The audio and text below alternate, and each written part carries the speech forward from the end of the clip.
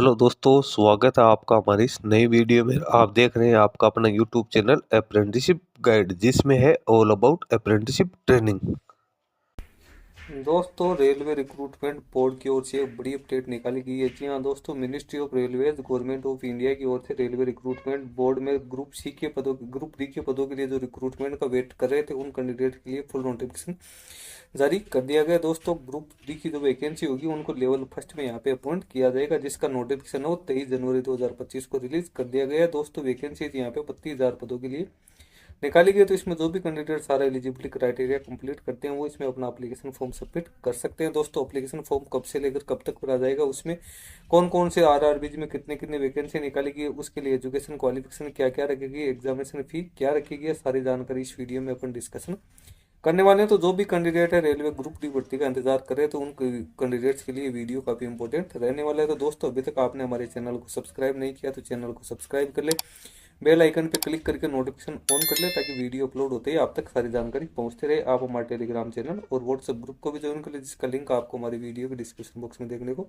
मिल जाएगा। दोस्तों, जैसे आप आरआरबी की ऑफिशियल वेबसाइट पे आओगे तो यहाँ पे आपको recruitment for various post in level first of the 7 CPC पे मैट्रिक्स देखने को मिल जाएगा। इसके ऊपर आप जैसे क्लिक करोगे तो आपके पास एक विंडो है, वो जो नोटिफिकेशन की विंडो है यहाँ पे ओपन हो जाएगी।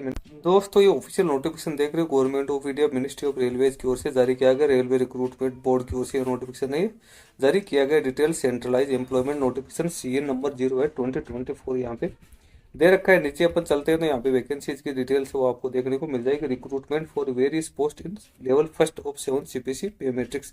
तो कैंडिडेट को यहाँ पे 7 सीपीसी की जो लेवल फर्स्ट है उसमें यहाँ पे अपॉइंट किया जाएगा। यहाँ पे सबसे पहले तो इंपॉर्टेंट डेट्स आपको देखने को मिल जाएगी। जो इसका इंडिकेटिव नोटिस था, जो शॉर्ट नोटिफिकेशन था, वो 28/12/2024 को इसका रिलीज किया गया था। इसका नोटिफिकेशन 22 जनवरी 2025 को इसकी ऑफिशियल वेबसाइट पर पब्लिश कर दिया गया। इसका एप्लीकेशन फॉर्म भरना 23 जनवरी 2025 को 12 बजे से शुरू हो चुका है। एप्लीकेशन फॉर्म भरने की लास्ट डेट है 22 फरवरी 2025 है वो रखी गई है। एप्लीकेशन फी पेमेंट करने की डेट भी 22 फरवरी 2025 से लेकर आप 24 फरवरी 2025 तक आप इसका एप्लीकेशन फी है वो पेमेंट कर सकते हो। तो ये यहाँ पे क्लोजिंग डेट है वो आप लोगों को दे रखी है।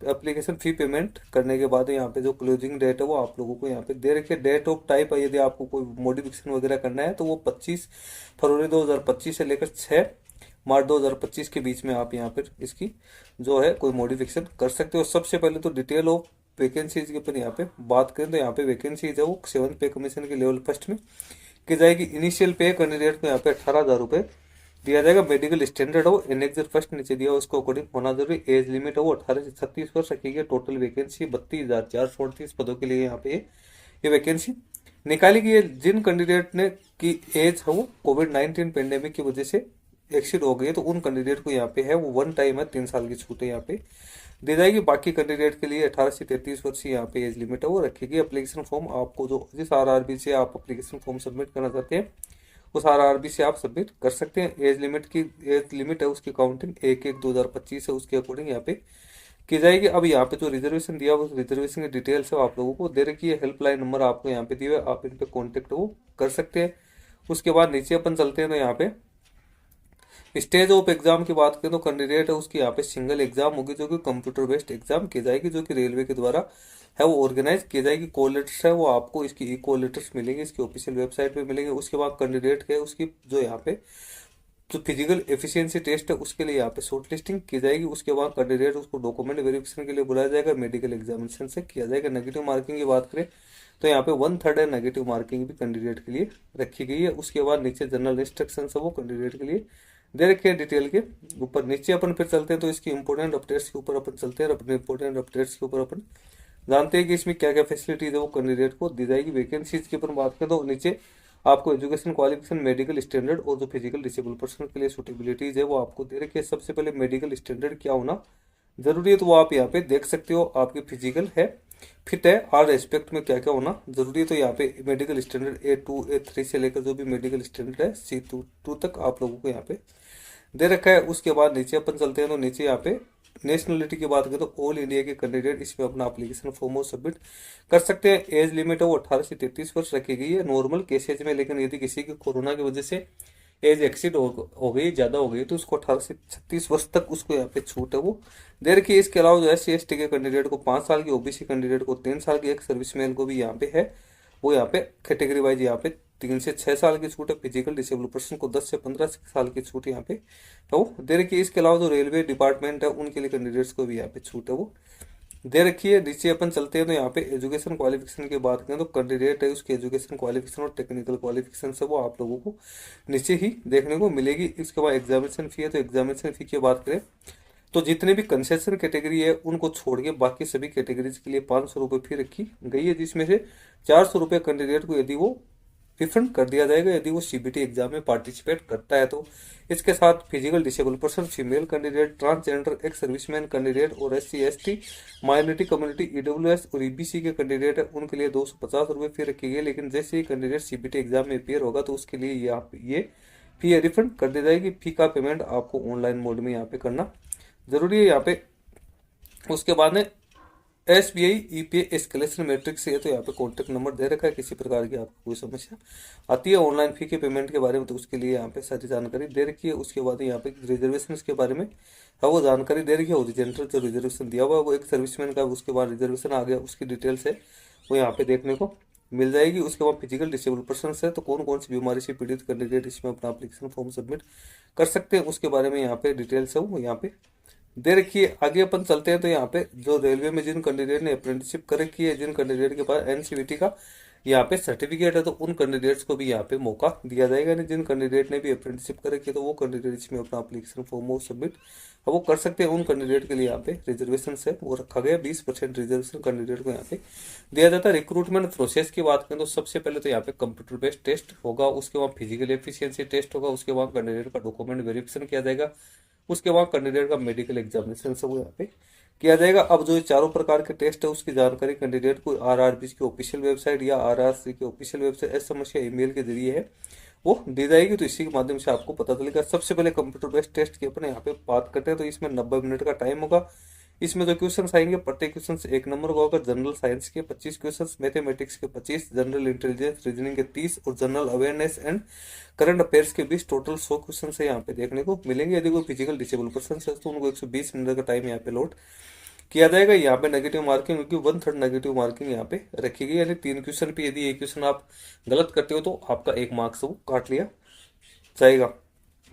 उसके बाद में मिनिमम जो परसेंटेज क्वालिफाइंग मार्क्स है वो अनरिजर्व के लिए 40%, EWS के लिए 40%, OBC NC के लिए 30%, SC ST के लिए भी यहाँ पे 30% वो रखा गया है। क्वेश्चन टाइप और यहाँ पे सिलेबस की बात करें तो मैथमेटिक्स, जनरल इंटेलिजेंस और रीजनिंग, जनरल साइंस और जनरल अवेयरनेस और करंट अफेयर्स है तो उसके बारे में यहाँ पे जानकारी दे रखी है। उसके बाद फिजिकल एफिशिएंसी टेस्ट है तो इसमें फीमेल के लिए क्या क्या होगा, मेल के लिए क्या क्या होगा। 3 गुना कैंडिडेट्स को यहाँ पे बुलाया जाएगा जो कैंडिडेट CBT एग्जाम को पास आउट करेंगे। इसमें वेट है मेल कैंडिडेट के लिए 35 kg और 100 मीटर की दौड़ रखी गई है, और फीमेल कैंडिडेट के लिए 20 kg वेट और यहाँ पे सॉरी जो मेल कैंडिडेट है उनको 35 किलो वजन उठाना है और 100 मीटर की दौड़ करनी है। फीमेल कैंडिडेट को 20 किलो वजन उठाना है, 100 मीटर की दौड़ यहाँ पे वो करनी है। उसके बाद यहाँ पे अगली जो डिटेल्स है वो फिजिकल कैंडिडेट है जो PET को क्वालिफाई करेंगे उन कैंडिडेट को डॉक्यूमेंट वेरिफिकेशन के लिए बुलाया जाएगा। डॉक्यूमेंट वेरिफिकेशन है एक पोस्ट के अनुपात एक ही कैंडिडेट को यहाँ पे बुलाया जाएगा। एप्लीकेशन फॉर्म भरना के लिए आपको क्या क्या डॉक्यूमेंट्स चाहिए तो उसके लिए यहाँ पे सारे डॉक्यूमेंट्स दे रखे हैं।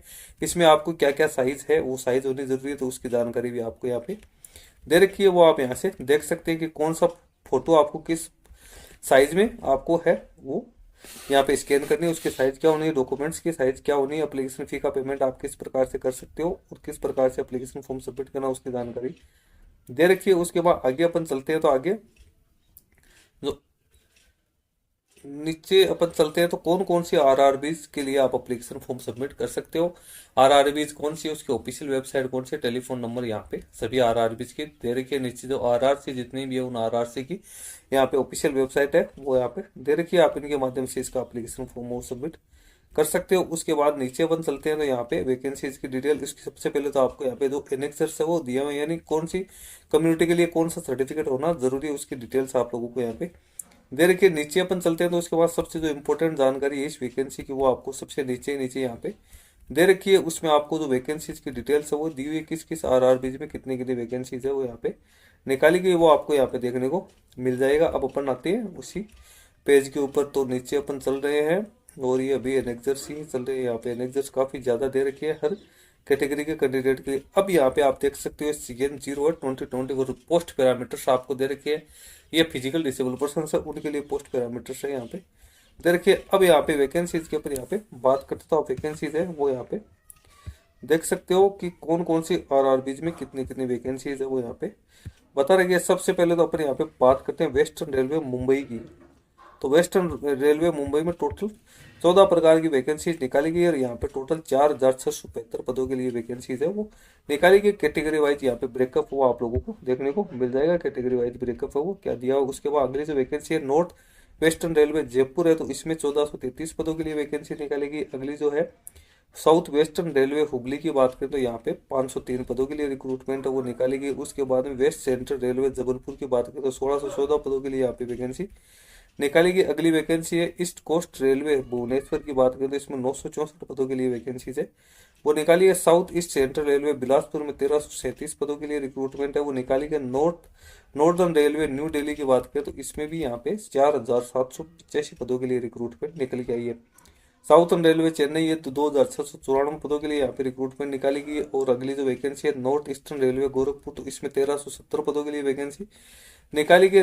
North east frontier railway Guwahati की बात करें तो 2,048 पदों के लिए यहाँ पे रिक्रूटमेंट है वो निकाली गई। ईस्ट रेलवे कोलकाता, तो इसमें यहाँ पे 1817 पदों के लिए वैकेंसीज है वो निकाली गई है। सेंट्रल रेलवे मुंबई की बात करें तो यहाँ पे 3244 पदों के लिए वैकेंसी वो निकाली गई है। और आगे इस सेंट्रल रेलवे हाजीपुर की बात करें तो यहाँ पे 1251 पदों के लिए वैकेंसी निकाली गई। टोटल यहाँ पे 14 प्रकार की जो वैकेंसीज है वो यहाँ पे निकाली गई। अब इनमें 14 प्रकार की वैकेंसीज में कौन कौन सी है। नॉर्थ सेंट्रल रेलवे प्रयागराज में 2020 पदों के लिए यहाँ पे वैकेंसी निकाली गई है। और साउथ ईस्टर्न रेलवे कोलकाता में 1044 पदों के लिए यहाँ पे रिक्रूटमेंट है वो निकाली गई है। लास्ट में बच गई साउथ सेंट्रल रेलवे सिकंदराबाद, तो इसमें भी 1642 पदों के लिए रिक्रूटमेंट है वो निकल के आई है। अब वैकेंसीज कौन कौन से पदों के लिए यहाँ पे निकाली गई है तो assistant SNT, assistant workshop, assistant carriage and wagon, assistant loco shed diesel, assistant loco shed electrical, assistant operation electrical, assistant P way, assistant TL and AC workshop, assistant TL and AC, assistant track machine, assistant TRD pointsman और trackman maintainer 4th के पदों के लिए यहाँ पे recruitment निकाली। आगे इनका डिपार्टमेंट आप लोगों को दे रखा है। तो दोस्तों जिन पोस्ट के लिए आप एप्लीकेशन फॉर्म सबमिट करना चाहते हैं, जिस पोस्ट के लिए भी आप सारा एलिजिबिलिटी क्राइटेरिया कंप्लीट करते हैं, वो उस पोस्ट के लिए आप अपना एप्लीकेशन फॉर्म इसमें सबमिट कर सकते हैं। अब सभी प्रकार की वैकेंसी के लिए अपने एजुकेशन क्वालिफिकेशन की बात करें तो कैंडिडेट या तो 10th पास आउट होना जरूरी है। कैंडिडेट के पास में ITI या नेशनल अप्रेंटिसशिप सर्टिफिकेट है जो कि NCVT के द्वारा जारी किया हुआ होना जरूरी है। सभी प्रकार की वैकेंसी के लिए यही है वो एजुकेशन क्वालिफिकेशन रखी गई है। तो इसमें खास तौर से जिन कैंडिडेट के पास में ITI की क्वालिफिकेशन तो उन कैंडिडेट को यहाँ पे जरूर लॉस हुआ है, क्योंकि पहली वैकेंसी ITI पास आउट के लिए हुआ करती थी, लेकिन अब 10th पास भी इसको फिलअप कर सकते हैं। इसलिए कंपटीशन में भीड़ है वो काफी ज्यादा रहने वाली है। तो दोस्तों लिंक वीडियो के डिस्क्रिप्शन बॉक्स में मैं डाल दूंगा, जहाँ से आप इसको डाउनलोड करके चेक कर सकते हो। जो भी कैंडिडेट इसमें अपना एप्लीकेशन फॉर्म सबमिट करना चाहते हैं वो अपना एप्लीकेशन फॉर्म सबमिट कर सकते हैं। दोस्तों इसके बारे में डिटेल में मैं एक वीडियो बनाऊंगा जिसके ऊपर अपन जो इसका एग्जाम सिलेबस और एग्जाम पैटर्न है उसके बारे में अपन डिटेल से चर्चा करेंगे। दोस्तों वीडियो काफी लंबा हो गया, आई होप आप लोगों को अच्छा लगा होगा, सारी जानकारी आप लोगों के समझ में आ गई होगी। फिर भी इसको आप डाउनलोड करके एक बार चेक जरूर कर लेना। इस वीडियो में इतना ही। वीडियो अच्छा लगे लाइक शेयर करना, क्वेरी हो कमेंट करके बताना। धन्यवाद।